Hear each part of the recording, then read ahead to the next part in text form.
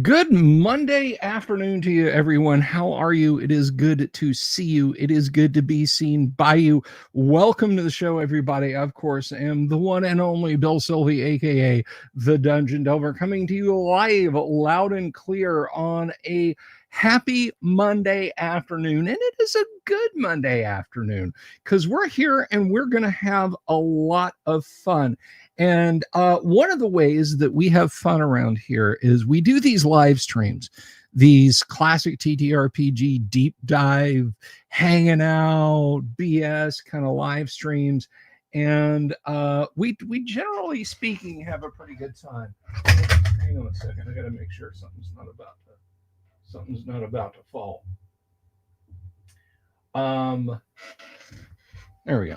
But anyway, we hang out, we have a good time, we talk about Dungeons and Dragons, we talk about other classic TTRPGs, we have guests, we do live plays of TTRPGs, and generally speaking, have a lot of fun.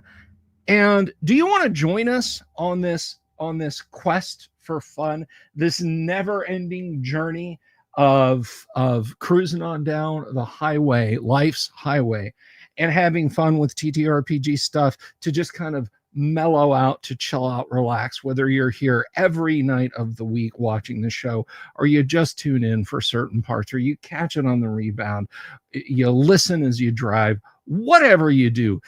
The best way to do that is to click that subscribe button right down there and click the bell icon for notifications about when we get together and we do these live stream shows. Now, they're 5 nights a week, and generally speaking, you know where to find us. But, and this is important, guys, the best way to find out what we're doing on given nights is to subscribe, because then you get notifications about it, and it is the best and coolest way to support the show. People often ask me, how can I support what you do, Bill? And I will say, come over here to YouTube and subscribe. That is the best way. But wherever you're watching us, if you're watching us over on X, formerly Twitter, or you're watching us over here on YouTube, I welcome you. And it's wonderful that you're all here today, safe and sound. Michael Connor, Hale Unbreaded, Robert Phillips, that game is called Yes But, Paladin Steve, good to see you. Joe Kaufman, Doc Flamingo. We're gonna have Doc on the show sometime in the not too distant future to talk about his RPG that he was kind enough to send us in the mail. I know it doesn't show up real well, but it is on the bookshelf over yonder. I got a proper home instead of lying neatly stacked on the floor. Vinny, Finn, again, great old ones. How are you guys? How are all of you guys? And hey, if you TXG, if you're watching, oh, that's okay, Rob. I know you'll catch us on the rebound. But if you're watching over on X, if you're just kind of sitting there going, do me a favor, give us a shout. I will see it in the chats here, and folks will see it up on the screen. Forgot to turn that on. But anyway, so let me tell you about today's sponsor. Today's sponsor is me. It is me and me alone. Guys, we have merch. There is a merch link below. Do you want a t-shirt with the awesome Delver's Dungeon logo on it? And that logo done by none other than Tracy Lesh himself. Pint glasses, coffee mugs, t-shirts, whatever tickles your fancy. Follow the merch link below and go check out our merch store, and you can get some great pieces, a great piece of art on some cool things to have around your house. And people say, wow, you're a fan of the Delver's Dungeon? And you say, yes, I am. I'm representing. So I'm super pleased if you would do that. The other sponsorship I've got, guys, is of course Crom. That's right, the Character Record Organizational Manager. And what is CROM and what does it do? Doc Flamingo, member for 16 months. I love your membership. That's awful. Gonzalo says, well, I assume you go out in public, Gonzalo. But anyway, so CROM is the Character Record Organizational Manager. And what is that? Why, it is nothing less than the most feature complete first edition advanced character creator manager software that you can get for your personal computer. There's a Mac version in the works, and I have been told that it works under Wine on Linux. So if you're a Linux head, you know, if your idea of fun is standing there in a lab coat recompiling your kernel periodically, but you also play first edition AD&D, I have been told that CROM works on Wine under Linux. So Luther Pendragon, good to see you. Roll Tide, my friend. CROM lets you create and manage characters to your heart's content. Level them up, drain levels, age them, dual class them, create multi-class characters. Anything in the player's handbook that is 1E legal is covered by CROM. But Bill, I hear you say, all that's well and good. What about equipping my character? What about monetary concerns? Folks, it has a built-in equipment purchasing system. It can save in text. It can save in HTML. It can save in a tweakable JSON file format if you're feeling a little nuts and boltsy. Kabuki Kid taking time away from the tour to say hello. Good to see you, my dear. I hope you're well. But if you want to demo a CROM, I can show it off to you guys a little bit when we talk about some other things. I will be more than happy to. But guys, it is simply the best first edition advanced character creator and curation and management software in existence. Hands down. There's nothing better. There's nothing better. Oh, but what about Dungeon Master's Assistant Volume 2? I can run that in an Apple II emulator on the web. And I say, good luck leveling your character up, because you can't. Good luck buying more equipment, because you can't. So, I'm a strong supporter of CROM. Tour takes off. Oh, so we won't see you for a while. Dag nabbit. It's always the summer. Speaking of the summer, guys, I am just a couple of weeks away from heading up to Lake Geneva. I will be in Lake Geneva from the 24th, was it 24th, 25th, 26th, 27th. I will be up there for 4 days for EggCon. I don't have a quote unquote official table or anything. I'll just kind of be roaming around.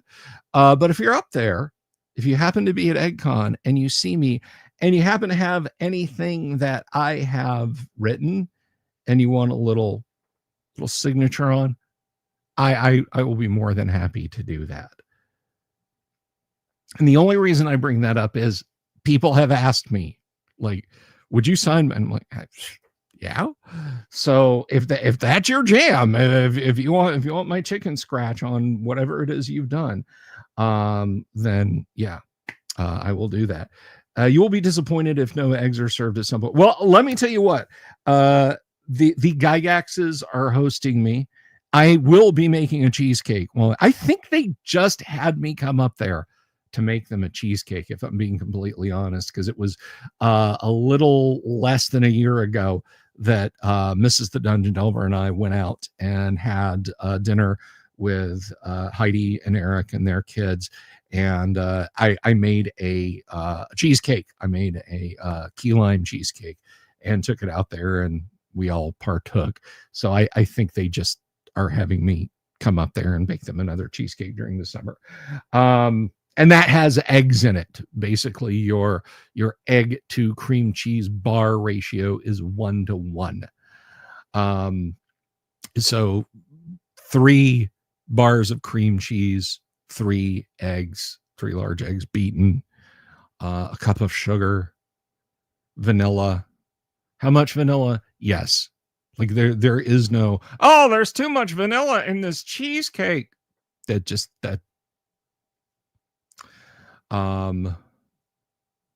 into a springform pan, baked at 350 degrees for 55 minutes. Let cool for 3 hours, cover with foil, refrigerate overnight. Serves at 8. Anyway, someone else in Florida who raves about key lime cheesecake. I bet I would like that too. Well, come on down here, Kabuki. See if you talk to your A&R guy and get the tour through Central Florida. Invite me out to see you guys perform, and I'll bring cheesecake. We can put it on the craft services table, and you guys can throw it at roadies. I probably shouldn't have it TXG, which is why generally I only do it for special events like this or the holidays. Starting in November, I make like 8 cheesecakes. I do a pumpkin pie cheesecake for us, and then I do a pumpkin pie cheesecake for my friends down at Gods and Monsters. And then I do a Christmas cheesecake for us. I do a Christmas cheesecake for them. I do a Christmas cheesecake for friends. And I usually get asked by a few people to make. Yeah. I do enjoy some cheesecake, but in limited amounts. So walked in on 8 cheesecakes. And that's terrible.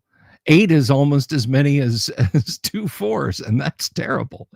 If you know the meme, you know the meme. Anyway, guys, we have a week ahead of us that's going to be a lot of fun. Tomorrow night, we are playing 1st edition Advanced Dungeons and Dragons for your entertainment right here on the live stream. 1st edition AD&D. Miniatures, madness, death from all sides.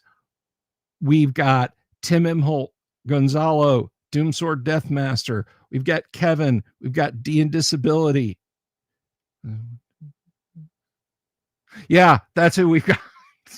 We've got all those folks. They'll be here and ready to play. Wednesday night, Kyle will be here. My co-host Kyle, the Viking Hat Game Master, will be here, and he'll be running his rather nasty little piece of work. Yes, but his minimalist, very thespy RPG of a post-apocalypse survival scenario. Thursday, I have a guest on Thursday. Yang Yan Zhao's going to be here on Thursday. I'm excited about that. So, Delver's Delightful Delicacy, Robert. That's the name of the spell. Delver's Delightful Delicacy.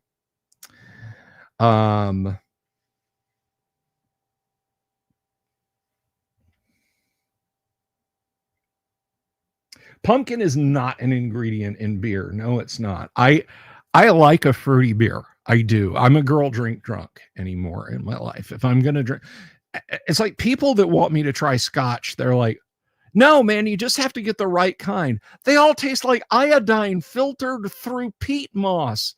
I don't like that. Blah.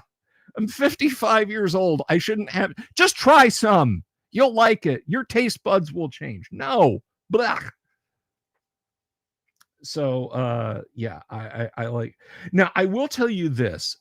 Woodpecker cider, or was it woodchuck? I think it was woodpecker. Anyway, they were a cider company, and when ciders were big, like 10, 12 years ago, they had seasonals that were amazing, and their apple pumpkin hard cider was delicious. Pickle beer sounds absolutely revolting. Oh my God, that just, oh. But anyway, we got here from our week schedule. So Thursday, Yang and Zell will be here. Friday, we will be playing some Gamma World, which will be myself, Tim Imholt, Doomsword Deathmaster, Kevin, and Yang and Zell and Kennick. So we're looking forward to that.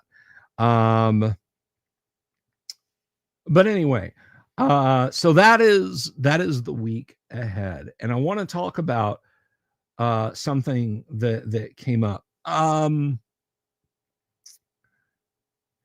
So you guys can probably see just over here the black and red. It fades into a blur. Wide angle lenses, unless somebody wants to gift me like a Panavision lens to bolt onto my DSLR.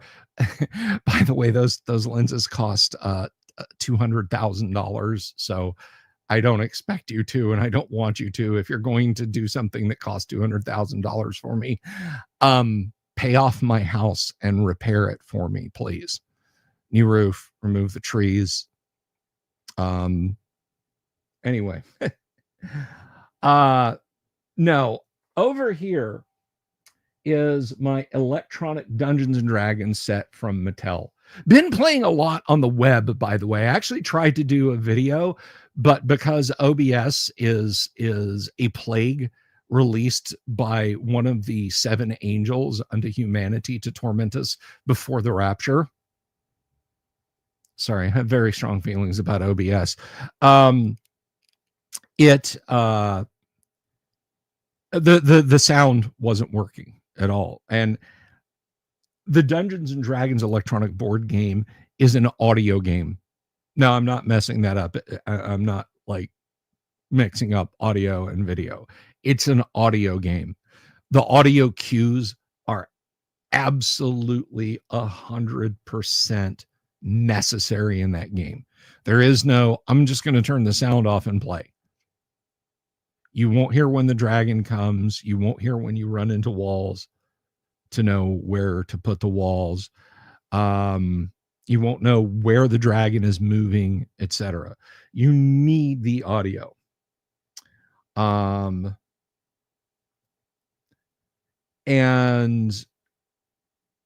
the point is, I got this set down to show you guys. My stone tower fell and broke. It was live. You guys can go back to last week or the week before, whenever it fell. The middle section of it shattered. It broke into what I initially thought were 4 pieces, but it turned out to be 6 because some cracked and then separated as I handled them.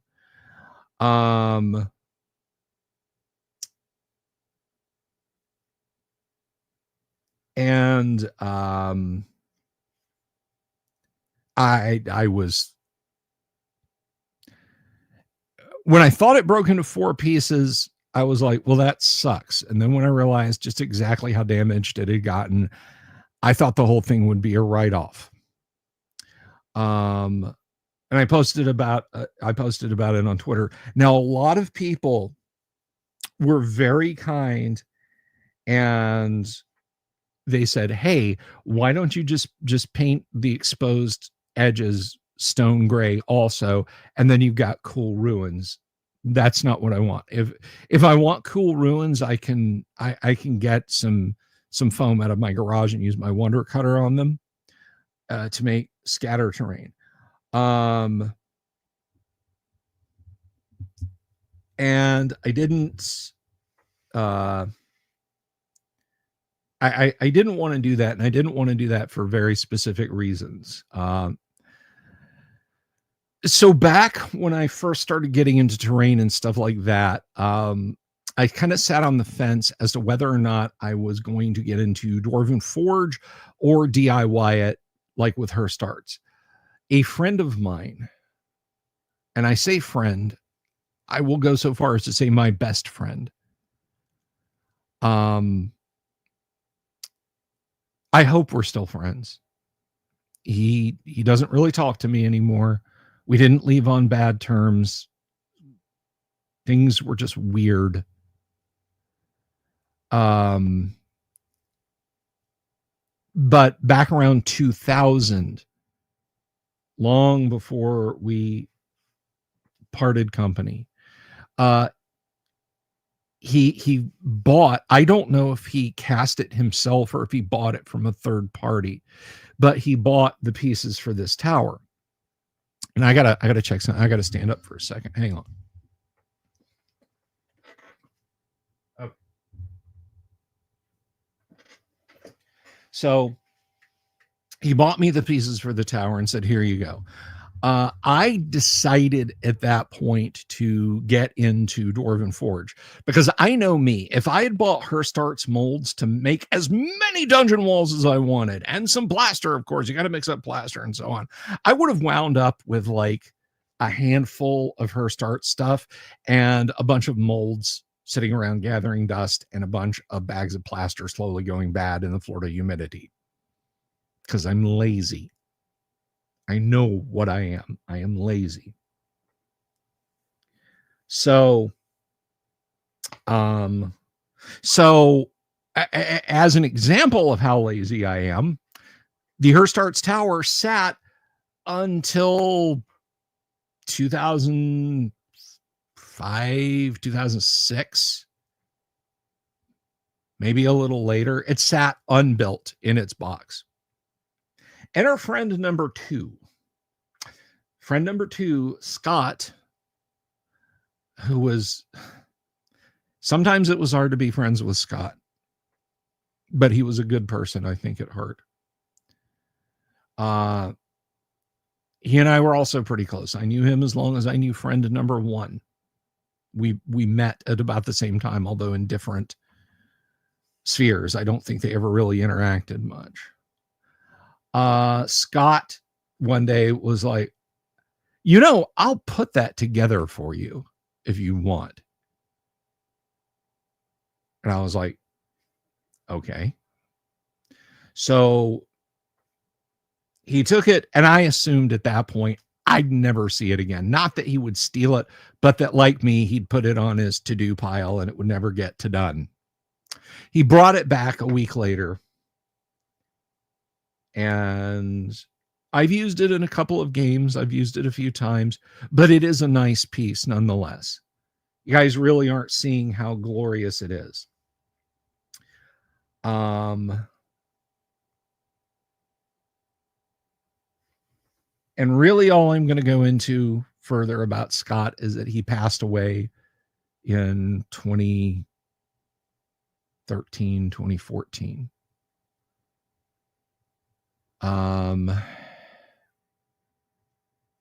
That was the end of Scott.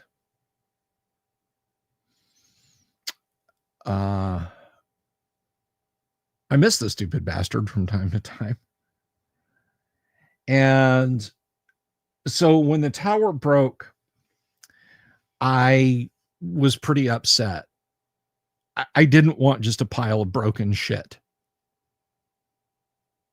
That's not what I wanted. So, no. The MechWarrior 2 designer was Eric Peterson. So I desperately didn't want a broken tower. Just like, hey, make it rubble. No, thank you. So when I was trying to put it together, to fix it back this weekend, the middle ring of the tower, it's in sections, and I'll show you guys. Hang on, let me stand up. Sorry for the screech.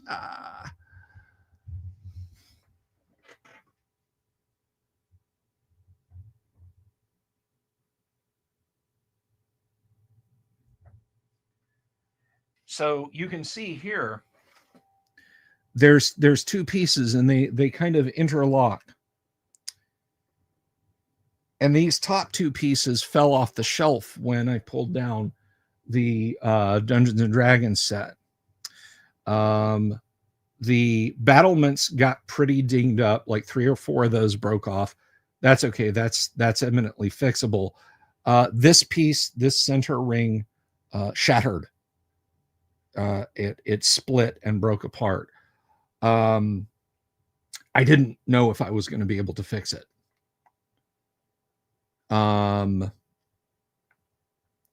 So what I ended up doing was I ordered a bottle of Gorilla Glue, which I will show you guys.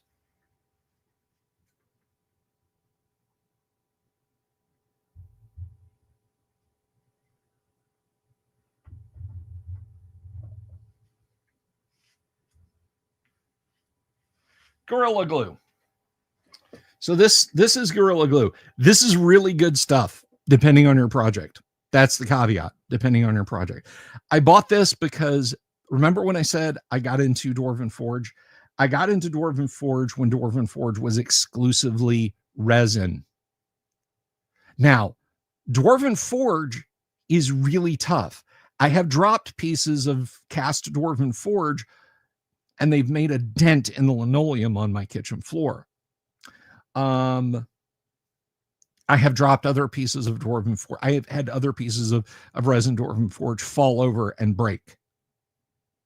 It literally, it's just going to vary. And that's why if you're going to buy terrain rather than printing it or making it yourself, get Dwarven Forge, get Dwarvenite. Look at this. I can find a piece.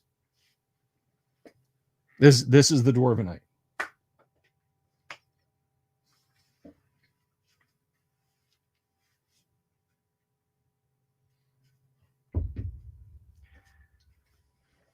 If I did that with a resin piece, depending, like if it had a right angle on it or something, it might well break. And that's what happened to a long hallway piece of Dwarven Forge that I had. So when that happened a number of years ago, I bought a bottle of Gorilla Glue and I used it and it worked magnificently. I even love the way it foamed out at the edges of the crack, because I'm going to go in and stain that with green ink one day and make it look like slime seeping through. I'm going to do that.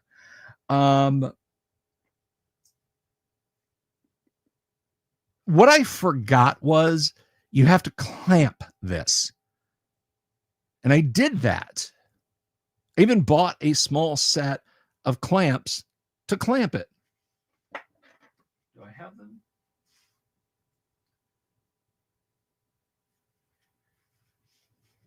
Okay, I must have put my clamps away. But I clamped it, and that piece is as solid as a rock. And when I got this, and I was like, okay, I'm going to fix my tower because I know that stuff is really solid. And it was like, you got to clamp it. And I was like, are you kidding me? So I go and I start trying to figure out how to clamp it. Now, genius that I am. Yes, I'm working towards that, Death Angels. Genius that I am. If you guys note,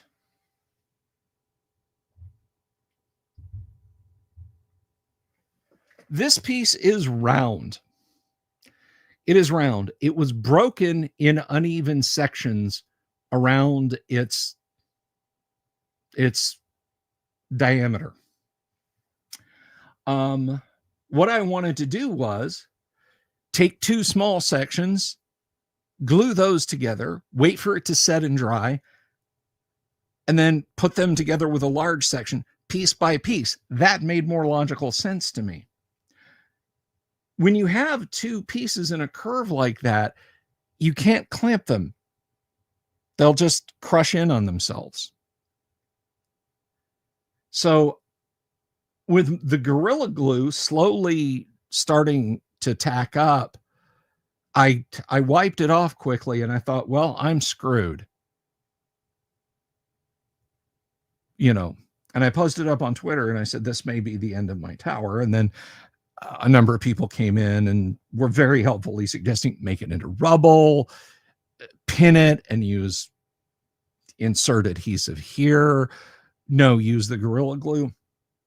And what I finally realized what I finally realized I needed to do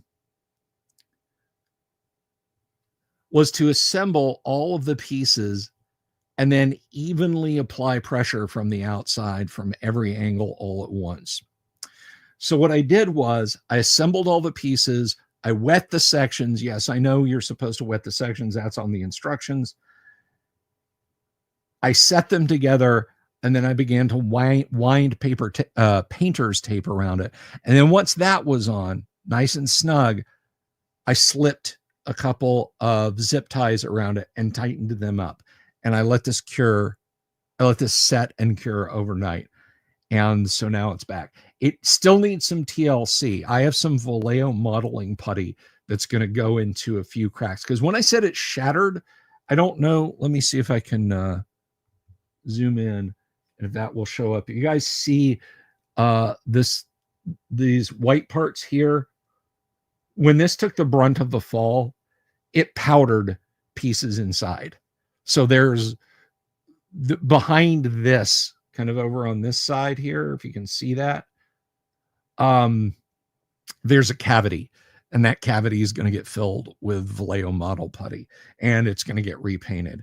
And the places where the Gorilla Glue has bubbled out, just like I'm going to do with the Dwarven Forge, I'm going to use that as part of the train. In the case of the tower, I'm going to put some PVA glue on it. Well, first I'm going to paint it green, then I'm going to put some PVA glue on it, then I'm going to flock it. And it will be vines and moss on the side of the tower. So I was able to rescue and restore the tower. Now, for those of you saying crazy glue, yes, I have. I went to the grocery store last night and bought probably the strangest amount of, it's like pasta sauce, Benadryl for one of my kids, and crazy glue. It's like, the hell kind of weird school project have you got going on? So I got Gorilla Crazy Glue, and when I started gluing the smaller broken pieces back, that's what I used. So that fixed the battlements, and that fixed some of the smaller pieces on here. But I have a feeling that if I dropped this, I'm not going to. I have a feeling that if I dropped this, it would break where more plaster would break and the Gorilla Glue would stay. So I've got this fixed. The last thing I'm going to do is I'm going to mod it. I have these little 6mm neodymium magnets. I'm going to tap and countersink a ring of them here, and then tap and countersink on the piece that this sits on so that they will stick together, because this section and the first two pieces of the lower section, they just sit on each other. They don't interlock like the upper pieces do, which means if I go to move this thing, it could be, it could literally slide and fall. So that will be the last thing that I do. So that's the story of the tower. That's the story of the Herstarts tower. That's why I'm not making it into rubble and just like, oh, that's cool, just make it in rubble, man, it'll look badass. I don't want rubble. I can make rubble all day. So I'm glad I was able to fix it. I'm glad I was able to fix it. And it proved to me why I don't care if it's for you guys, for anyone else, I'm not reaching up and pulling books down or boxes down anymore. It nearly destroyed this. So now you know the rest of the story. Good day.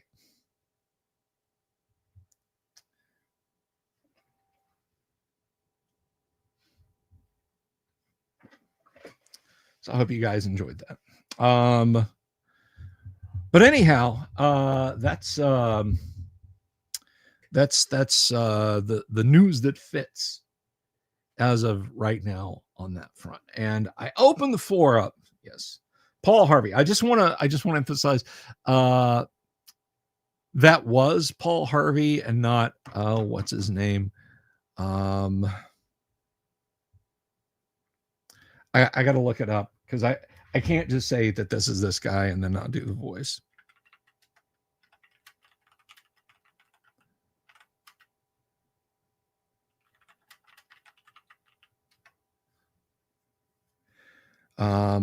Oh yeah, that's who it was. That was Tucker Carlson. I can do a pretty good Tucker Carlson. It's an okay Tucker Carlson. We wanted to know why the Dungeon Delver was building a tower. We investigated. Here's what we found. So there we go. Yeah, you just you give a little testicular torsion to Paul Harvey and you get Tucker Carlson's voice. Hello, Americans. Good day. We wanted to know why the Biden administration was pushing 5th edition D&D. We investigated. Here's what we found.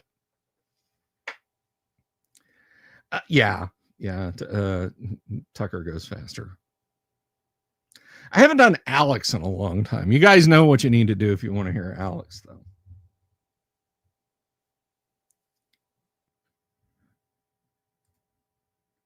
I talked with the Trump administration. We asked them why they haven't brought back 1st edition AD&D. Here's what we found.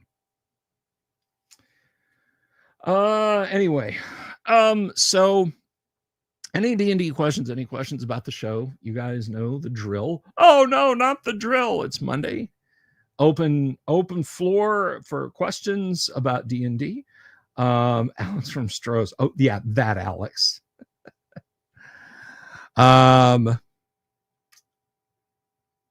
Get AD&D tomorrow. Now, I did see him lurking in the audience. Yang, we're this Thursday, correct? Speaking of live stream shows, I do want to mention, while you guys... was it communism?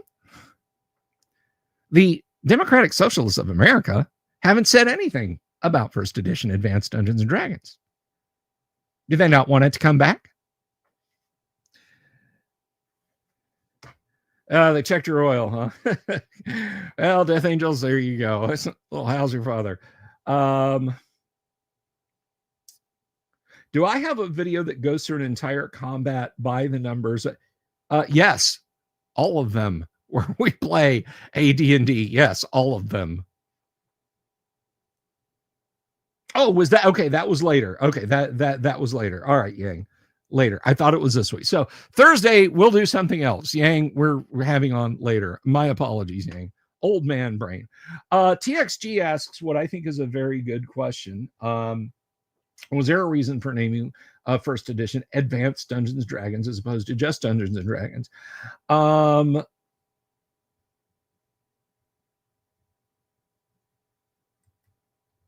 So the reasoning behind that is manifold. First, it makes it a legally separate game from Dungeons & Dragons, but also it really is advanced. It really is mechanically different in a lot of significant ways from original D&D. Original D&D, just for example, doesn't do training for levels. Original D&D has a lot fewer spells. Advanced D&D does not use the Blackmore hit location percentage system that AD&D does. More stricter requirements for paladins other than just a charisma of 17. Assassins are now even, I mean, doing a point buy would be a lot more than I could just do in 30 or 40 minutes.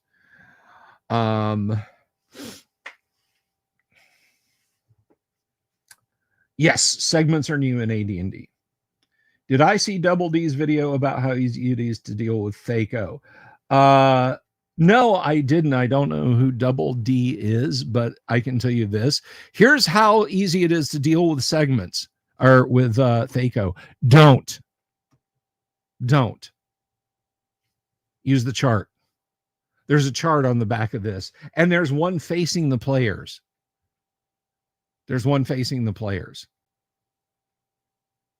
Don't use Thaco. There's no need for it. It's literally. So if you jump ground to solenoid, you can start most cars. I believe it's ground to solenoid. Don't quote me on that. Don't run out and try it. But a car has a starter in it. You don't have to get out and do that. Okay, your car has a starter. This is your car's starter, whether it's push button or key turn. You don't have to get out and jump ground to solenoid every time. Can you? Yes, it'll work reliably every time. Just sit in your car and turn the key. That's the difference, in my opinion, between it is something that is needlessly, it's not complicated, isn't hard to use. It's more steps. Just look at the chart. You're 5th level. He's armor class 2. You need that. That's it. We're done. That's right, Engine Joe. Go sit in the corner of shame in the FLGS. 2-hit armor class is 0. God, I wish Gary hadn't put 2-hit armor class 0 in AD&D in any form at all. Because I tell people, hey, is pointing out you can do it without charts or complex math. What is complex about a chart? You glance down at a piece of paper.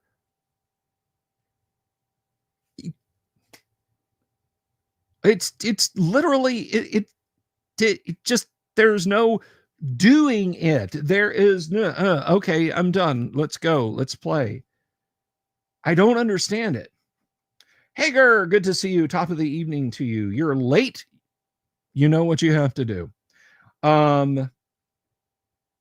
I mean, God bless him, and I hope that system works for him. I mean, for that matter, print out the combat wheel from Dragon Magazine and just center punch it with a grommet. Hey, presto. Don't even need charts at that point.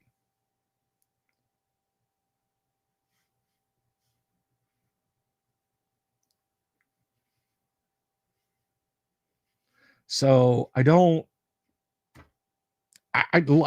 get mad, but it hacks me off when I say, hey, you know, we still play first edition AD&D, and people are like, oh, I love the vibe, but I could never go back to Thaco. And I'm like, it's not there. Don't worry about it. There is no Thaco. I look at a chart. I look at you. You need a 13. Or I look at a chart. After you roll, you missed. Don't worry about it. Don't worry about it.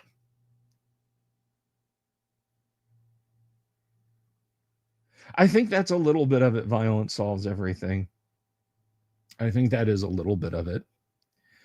But yeah, I mean, my retort to, oh, Thaco's easy to use. Here's an easy step. No complex math. How is a formula you're going to do in your head easier than me looking at a chart? With all respect to diversity in dragons, he's wrong. People who use Thaco are wrong. People who use ascending armor classes and so, okay, I'm 20 and I am a bless and I'm martial striking and okay, roll a 25. Does that? I look at a chart.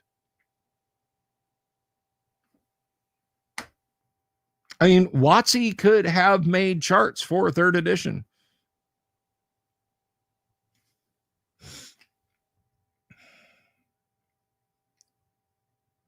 And that's fine, Death Angels. I don't think I've... This is embarrassed. I don't think I've watched any of Diversity's videos in a bit.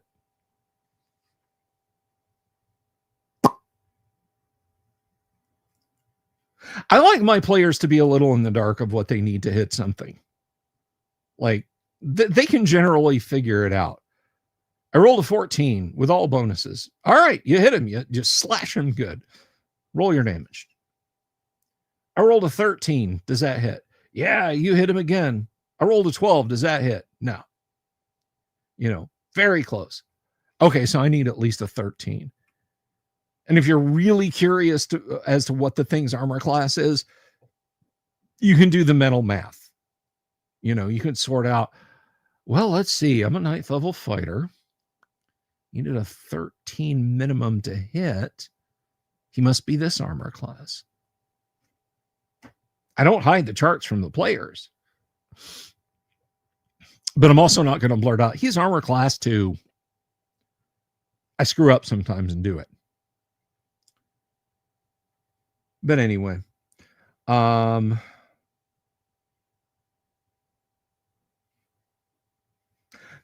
Great Old Ones brings up a great point. It's missing bounding 20s.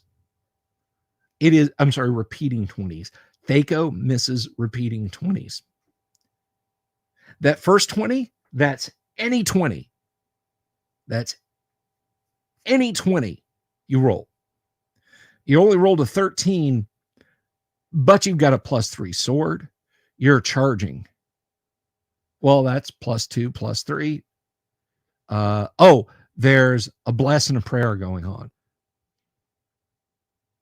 So that's 4, 5, 6, 7. You hit.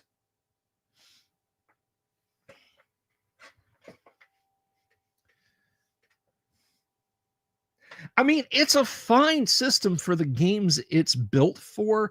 I just don't like backporting it into 1E and people that point at the monster recapitulation table in the Dungeon Master's Guide. Oh, well, Day D&D First Edition uses Thaco. It's right there. That is literally a reference point. That is a place to put a thumbtack for the DM in Monsters to pin to understand. But to go back to the issue of repeating 20s, that first repeating 20 means natural 20. Bare minimum, you need any bonuses. That first repeating 20 has to be a natural 20. And if there's another 20, that has to be a natural 20. That's regardless of any bonuses. You need a natural 20. And when you see it roll over to 21, you need that nat 20 and any additional bonuses. I wish that's a little editing error. I wish Gary had put, like, the first 20 is just 20, the second 20 asterisk, and then under the table must be a minimum of a natural 20 roll on a die.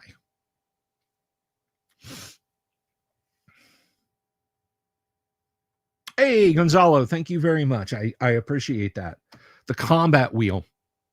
The wheel is thrown to the ground. Sorry, that's the best Ronnie James Dio you're ever going to get out of me, and it was awful.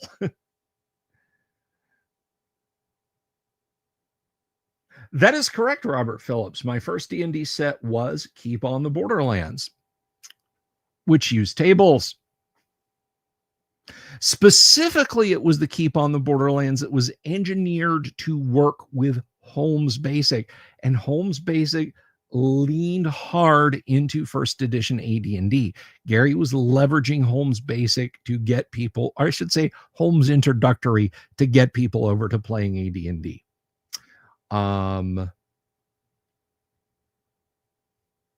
I have around here somewhere, it's either over here or down on a shelf over here. Is that it? Here it is. I should do a deep dive on this one day. Would you guys like an overview one day of Blue Home? I don't even know if this is still available.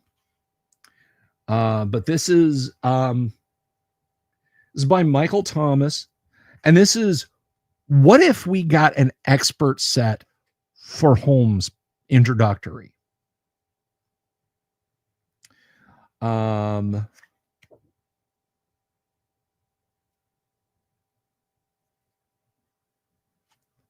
if you guys want, I can go through this.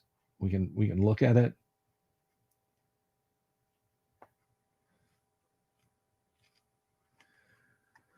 Let's see. Joe Kaufman says you can't do better than a 19 with bonuses. Okay, so what I'm talking about is if you're at that first repeating 20 or any repeating 20 beyond it, a 19 won't cut it.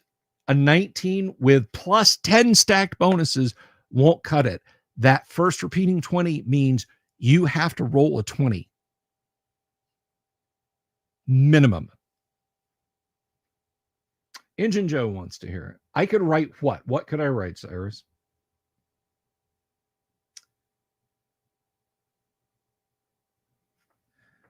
A 1, I have actually had players roll a 1 on an attack and like, okay, I had a player playing a ranger. He had gauntlets of ogre power. And that gave, what did that give him bonus to hit? Anyway, he again +3 sword, gauntlets of ogre power, had a blast going, had a prayer going. He had charged, just a whole bunch of stuff. And as a result, he still hit, even though he rolled a 1. It was just one of those golden times when, yes, a 1 still hit. And I thought that was pretty cool. Now a 1 always fails saving throws. You can have all those advantages. We're blessed. I have a cloak of protection. I have a ring of protection. I have a luck stone. There's a prayer going. We're in the middle of protection from evil. I rolled a 1 on my save. You fail your saving throw. Don't care that you only needed a 9, and that full stack gives you 12 on top of your 1. A 1 always fails a saving throw. A 1 is a fail for a god. Let me put that in context for you before people start getting huffy. A 1 fails a saving throw for gods. So,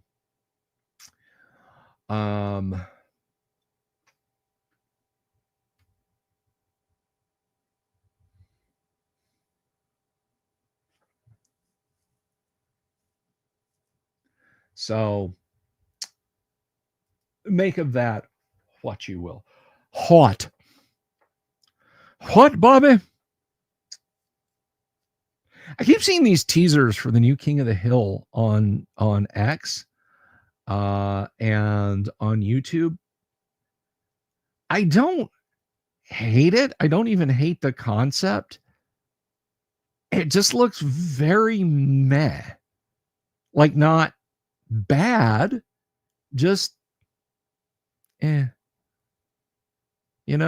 like nothing jumps out at me about it.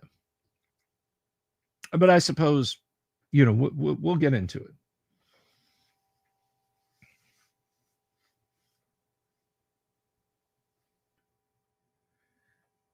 Daniel Rowan says, I play that only if an equal power is working against them. I'm not sure I follow.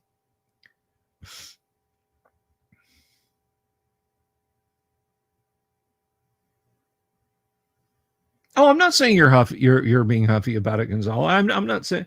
Yeah, Bobby is an adult. He's a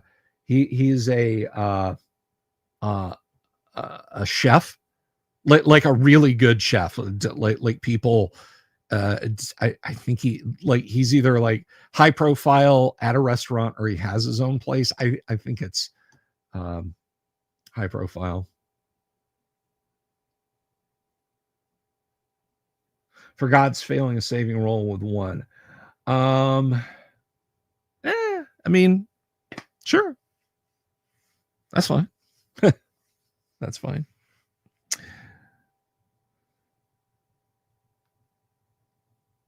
Yes. I know there's a bit where he shows up and says something about, you know, like one of the trailers I saw, they're having a cookout and Bobby shows up and he makes a crack about, because Bobby's a chef. He's like, "Hey, the master's here now," or something like that. And Hank's like, no.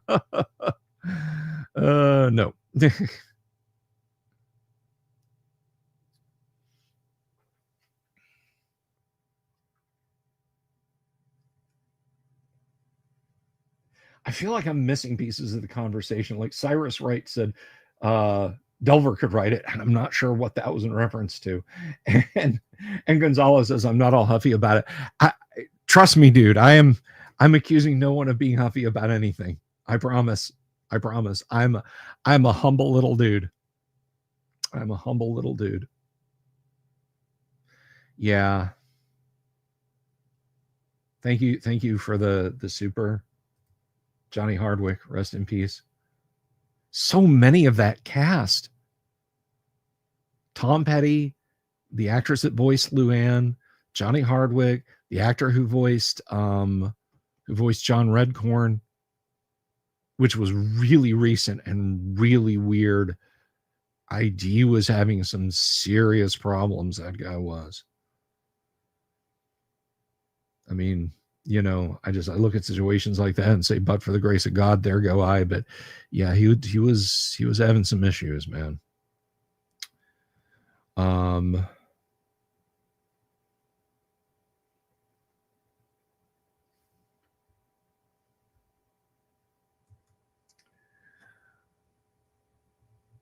I don't know. I don't know. I would expect there's going to be a point at which Hank's going to see Bobby cooking out with charcoal, because they although they kind of already did that on the show. Hank was out of town and Bobby and Peggy grilled with charcoal while Hank was out of town, and we're like, this is the best.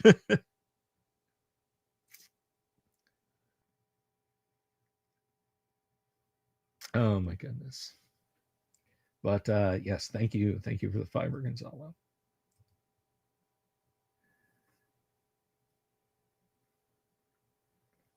I know Hank got like hostile. Somebody asked Hank, like they mixed up propane and natural gas, and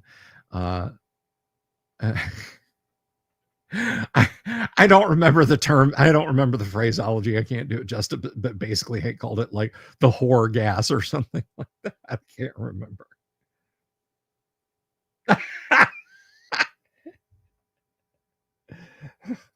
Okay, this is just for Gonzalo. You are what happens when stupidity eats too much shame and throws up.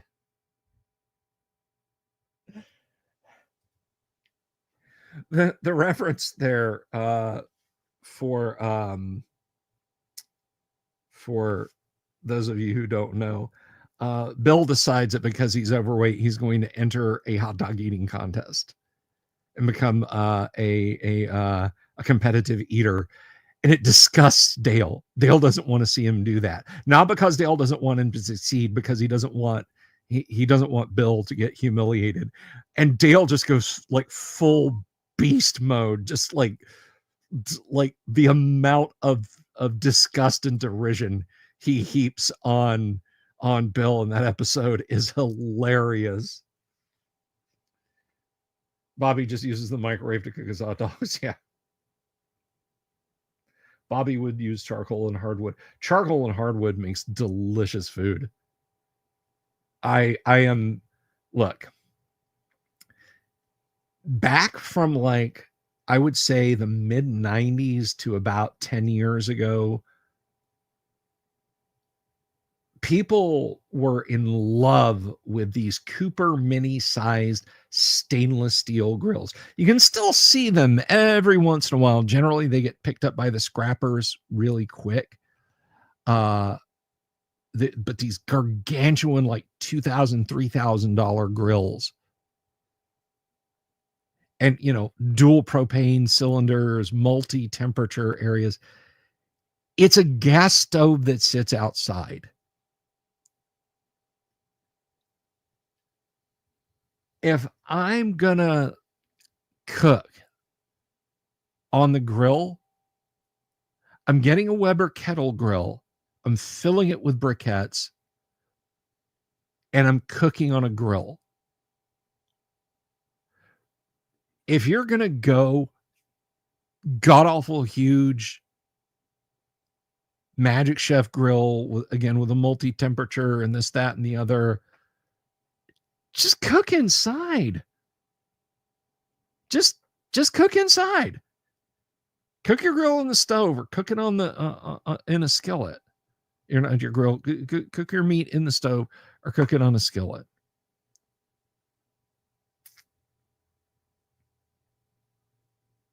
That's how you do it, Death Angels. Mine rusted through, though. Mine eventually.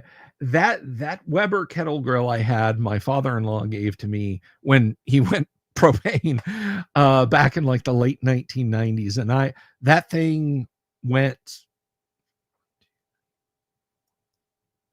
That was like 5 houses.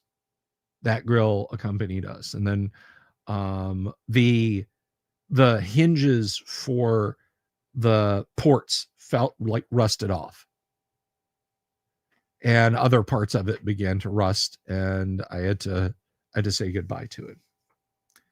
Oh, hey, Wheeling. It's okay. We're talking about grilling. Do you like to grill, Wheeling?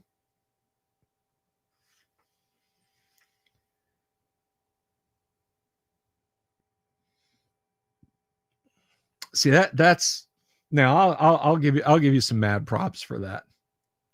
I'd be a little freaked out about like just open roaring flames and hot coals near a propane feed, but God, I'm getting hungry now. I'm thinking about, let me see, lunch was then, and that was then.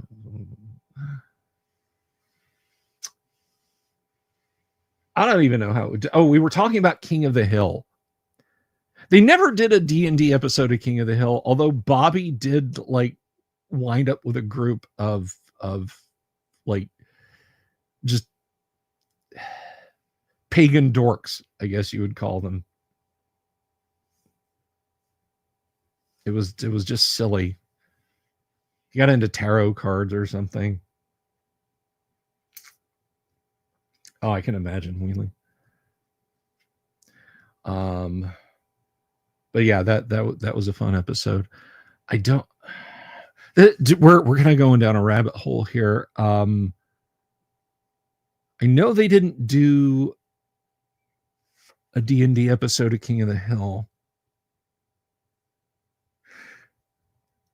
So I have kind of a rabbit hole I'll take you guys down since we're talking about King of the Hill. King of the Hill, Family Guy, Bob's Burgers, and of course, American Dad, and The Simpsons, and, well, no, I don't think Futurama. But those 5 shows all take place in the same universe. Charcoal. There you go, Gonzalo. Peggy didn't. Peggy didn't. No. Hank took Bobby to church and like sat him down in front of the pastor and was like, well, you explain your beliefs. And the pastor was like, do you believe in the Lord Jesus Christ and love him? And Bobby was like, with all my heart. And Hank said, or the pastor said, I don't see a problem here. But yeah, so all 5 shows are coterminous. And there has been a D&D episode of Bob's Burgers. He had a little D&D group come and play D&D like late into the night, and it was very cute. But hear me out. Okay. There's an episode of The Simpsons where they crossed over with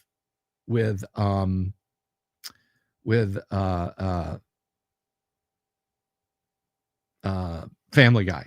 Sorry. Family Guy has crossed over with American Dad. But there's also an episode of The Simpsons where Hank, Bobby, and Luann watch a football game. They travel from East Ireland. Bobby's football team plays against Springfield's football team, and they lose. And Hank's sitting in the audience. They like zoom in on Hank, and he's, we drove 400 miles for this. And the intro to Bob's Burgers, basically every week they have these puns on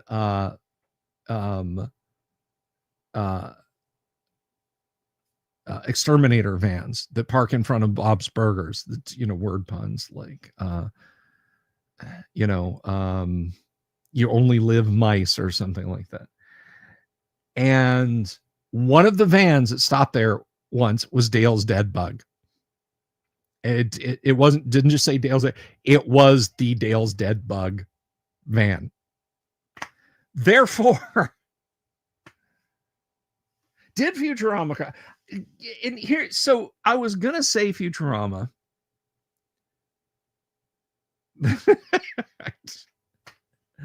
I know that one also Gonzalo, but there's an episode of Futurama where they're on the garbage meteor that's going to hit the Earth, and Fry says, "Look at all this Simpsons merchandise." So I'm like, does that count, or is The Simpsons a TV show in Fry's reality? I don't know. I just don't know. But I'll take y'all's word for it.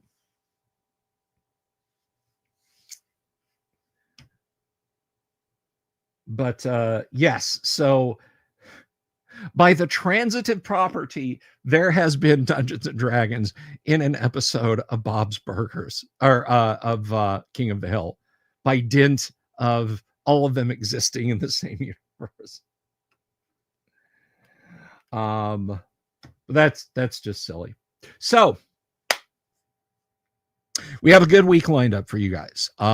First edition Advanced Dungeons and Dragons tomorrow night. Yes, but with Kyle the next night. Now, Yang jumped in to remind me we are not having him on this Wednesday.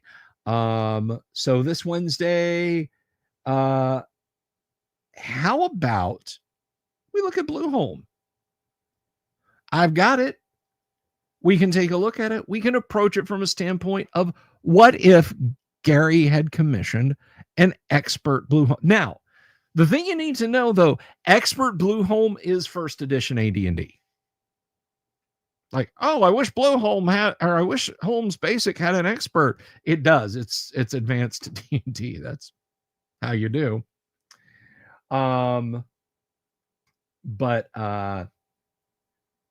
So let's take a look at that on Thursday. I think that could be a lot of fun. And then Friday, we're going to play some Gamma World. We're going to see who we can irradiate on Friday. They figured out how to work the reactor, and I was a little disappointed that I didn't get to give somebody a mutation, but there's always tomorrow. And speaking of tomorrow, we're at the end of today.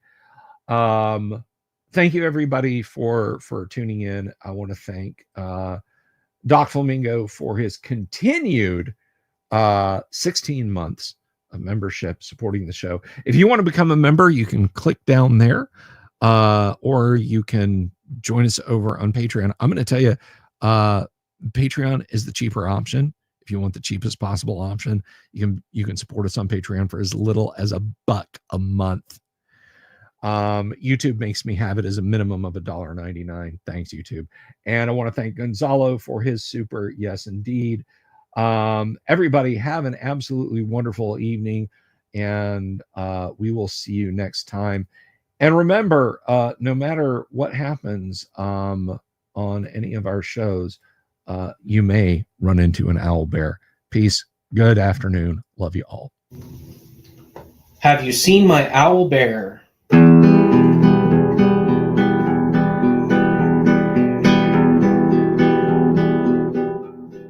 Here's to all the weirdos everywhere in the woods and in the air. Have you seen my owl bear? Should I shave off all my hair? Bobs are all around. Some live in tunnels underground. Some are fat, some are rich, some are sleeping in a ditch.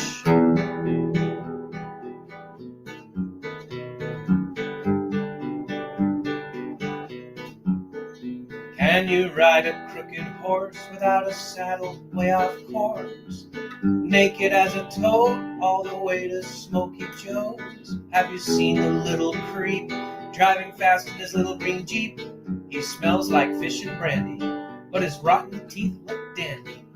Take me to the show, I don't care if fast or slow. From action flicks to dancing dicks, just take me to the show.